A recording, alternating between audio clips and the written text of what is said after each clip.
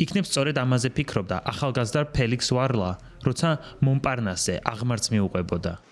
იმ დღეზე, როცა მისი ნამუშევრები საყვარელ საქართველოში იქნებოდა დაფასებული და აი ასე გამოიფინებოდა ქართულ სალონებსა და გალერეებში. ლეგენდარული ვარლა, ანუ ფელიქს ვარლამიშვილი. უდიდესი მხატვარი, რომელმაც აღიარება ჯერ უცხოეთში მოიპოვა, იქ გახდა სასურველი და მხოლოდ შემდეგ ჩამოვიდა საქართველოში მისი ტილოები. ახლა ეს ნამუშევრები წინანდლის მამულშია გამოფენილი. ალექსანდრე ჭავჭავაძის სახლ-მუზეუმში გრძელდება საგამოფენო სერია, რომლის მასპინძელიც მუდმივად არის Silk Hospitality და მხარდამჭერი არის კომპანია Silknet. სახლ-მუზეუმის საგამოფენო დარბაზში დღეს გავხსენით ფელიქს ვარლამიშვილის ვარლას, როგორც მას ეძახდნენ და უწოდებდნენ, სოლო გამოფენა. გამოფენაზე წარმოდგენილი არის 17 ნამუშევარი სხვადასხვა კოლექციონერებისგან. გამოფენა არის ბაია გალერეასთან თანამშრომლობით შედგა ეს პროექტი და დაგეგმილი იყო ასე. შარდენის გალერეაც იყო ჩართული კოლექციონერებთან, ესე ვთქვათ, რომ მოეწოდებინათ ეს ნამუშევრები.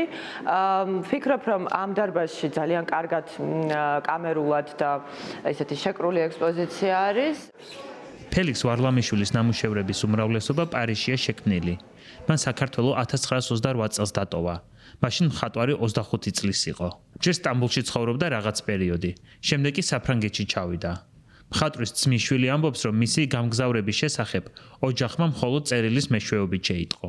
30-იანი წლებია უკვე და პარიზში თავის დამკვიდრება როგორც მხატვრის ეს წარმოუდგენელია ქართველი ახალგაზრდისათვის, მაგრამ ის ნიჭიერებასთან ერთად ალბათ სიჯი-უტეც ჰქონდა და მიზანდასახულობა, რომელიც მას სიცოცხლის ბოლომდე გაჰყვა და ამან შეაძლებინა ესეთი დიდი მემკვიდრეობის დატოვება და 33 წელს ის უკვე პარიზში აწყობს პირველ პერსონალურ გამოფენას.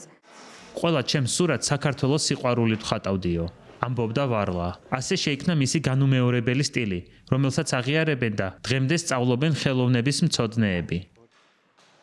საფრანგეთი მოგზაურობა, ისევ საფრანგეთი. ვარლა საქართველოში აღარ დაბრუნებულა, მაგრამ დაბრუნდნენ მისი ნამუშევრები. 1987 წელს ფელიქს ვარლამიშვილის ანდერძის მიხედვით ვარლას მეუღლემ საქართველოს 10 ნახატი გადასცა. ვარლას ხელოვნება გაიცნო და დააფასა მისმა სამშობლომ. ყოველდღიურად იზრდება ინტერესი მის მიმართ. დიდ საერთაშორისო აუქციონებზე ლამის ბრძოლაა გამართული, რომ ხელოვნების მოყვარულებმა და კოლექციონერებმა მისი ნამუშევრები შეიძინონ. მათ შორის უკვე საკმაოდ ბევრია ქართველი და ამ გზით საქართველოში უკვე 300-ზე მეტი ნამუშევარი დაბრუნდა.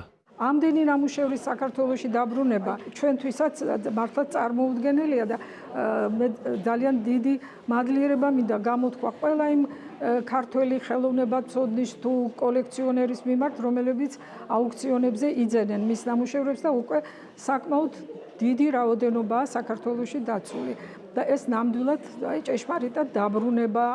ფელიქს ვარლამიშვილის შემოქმედება ერთგვარად აერთიანებს ქართულ და ფრანგულ სახელოვნებო ტრადიციებს. კულტურათა შერწყმა, რომელიც მის შემოქმედებაში იგრძნობა, განსაკუთრებულ ხიბს აძლევს მის ნამუშევრებს. ყველა ნამუშევარი, რასაც არის წარმოდგენილი, გამოხატავს ამ მხატვრის ძალიან დიდ სიყვარულს საქართველოს მიმართ და ძალიან საინტერესო სტილს, გამორჩეულს, რომელიც მაშინვე იცნობთ ფელიქს ვარლამიშვილის ნამუშევრებს.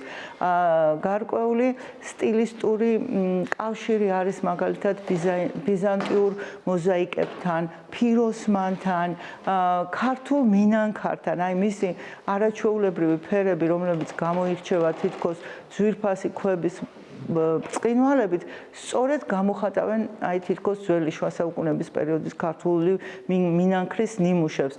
უცნაურად გავს ის პეტრე ოცხელის სტილისტიკას, ოღონდ სრულიად განსხვავებულია მისგან აი სწორედ სტილიზირებული ფორმებით და რაც მინდა აღვნიშნო, რომ ეს არის მხატვარი, რომელიც აი ჩვეულებრივ ზოგჯერ რუტინულ სცენებს ცხოვრების აძლევდა ძალიან სადღესასწაულო ელფერს. ეს არის მხატვარი, რომელიც აი სიცოცხლეს გამოხატავდა მის ყველაზე საუკეთესო სადღესასწაულო ფორმით და მისი ხელოვნება გამსჭვალული არის აი ამ ჰუმანისტური იდეებით და ალბათ ეს არის ძალიან დიდი საგანძური, რომელიც ახლა საქართველოს უბრუნდება და ეს გამოფენაც ერთი პატარა ნიმუშია აი ამ საგანძურის.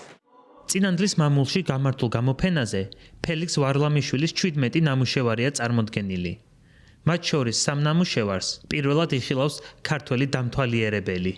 აქ არის კერძო კოლექციებში დაცული 1930-იან წლებში შექმნილი ქართული დღეობა და უფრო გვიანდელი ქართული ქორწილი და ტროასცხენი. ზოგადად წინანდლის მამული გვანებივრებს ესეთი კარგი გამოფენებით. ბედნიერებაა, რომ მისი ნამუშევრების დიდი ნაწილი არის კერძო კოლექციებში და მიუხედავად ამისა, ჩვენ გვაქვს საშუალება, რომ ვნახოთ ეს კერძო კოლექციებიდან ეს სურათები და ალბათ ყველამ უნდა ნახოს ეს ძალიან მნიშვნელოვანი გამოფენა. პირველ რიგში იმიტომ, რომ გავიაზროთ ის ჩვენი წარსული, ის ჩვენი კულტურა და მნიშვნელობა იმ ადამიანების, რომლებიც თავის სამშობლოს გარეთ მოღვაწეობდნენ, მაგრამ მიუხედავად ამისა, მაინც რამდენი რამ შესძინეს ჩვენს კულტურას. ლეგენდარული ქართველი მხატვრის ფელიქს ვარლამიშვილის ნამუშევრების ხილვის შესაძლებლობა წინანდლის სახლ-მუზეუმის საგამოფენო სივრცეში ჯერ კიდევ აქვთ ქართველ ხელოვნების მოყვარულებს და საქართველოს სტუმრებს.